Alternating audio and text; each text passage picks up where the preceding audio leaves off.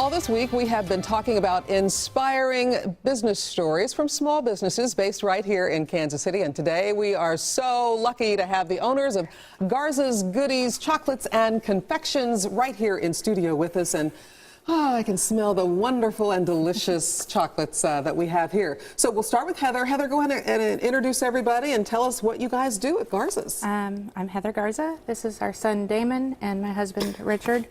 We basically make old-fashioned chocolates and confections and cookies and sweets and pretty much anything you can think of that you can't find. That's wonderful. We make it. So tell us about some of the treats that we have right here. This is delicious. He boxed them. Yeah, Richard, you can tell us, Richard. Here in this box we have an assortment of caramels and creams, anywhere from our triple chocolate brandy, and yes, it does have brandy in it. We have our Aztec, which is our most popular, which starts with orange and chocolate, moves to cinnamon, and then it has a cayenne chili kick, and then it moves back to the chocolate orange it started with. We have our cherry limeade creams and our coconut creams with almond. Just a whole array of our caramels and creams.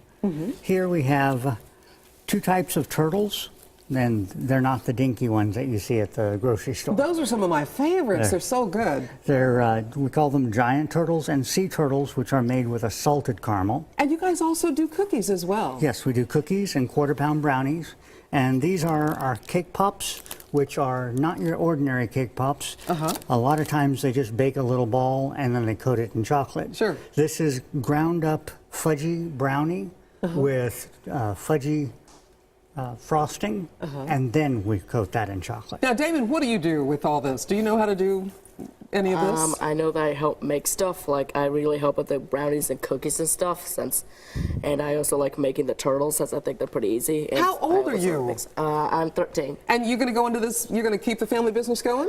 I'll try to. Now, one of the things we really want to talk about today is inspiring business stories. You guys are a great example of that because both of you have physical challenges. Heather, tell me a little bit about you, and then Richard, tell us what you would advise to people who have physical challenges as they want to start a business and keep it going. How did this whole thing get started, and what's your challenge? Well, basically, I got the trifecta of eye problems. I have retinitis pigmentosa, macular degeneration, and I'm really high myopia, so I'm really nearsighted. So basically, I know there's a guy moving over there, but I can't tell you what he looks like.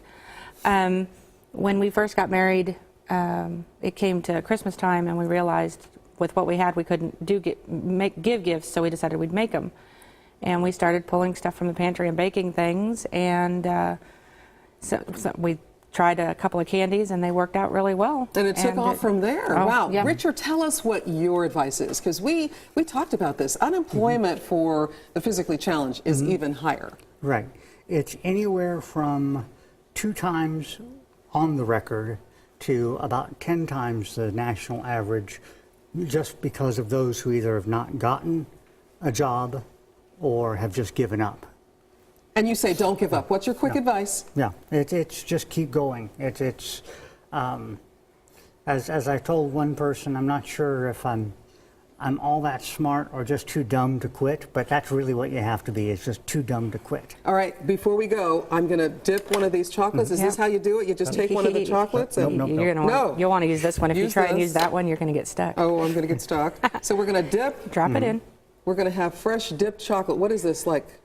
That is a strawberry chocolate ganache, and what you're dipping it in is a semi-sweet dark chocolate. Wow. Just tap it on the side a little bit. Tap it. All right, well, And we're going to go upside down. over to Kaylee Dion, and while she is doing the weather, I'll be eating this. Now, we want to remind you, tomorrow we're going to be talking with Twyla Elmore. She has a home-based business. She is a seamstress and makes clothing. We're going to talk with her, so be sure and join us tomorrow as well. Kaylee?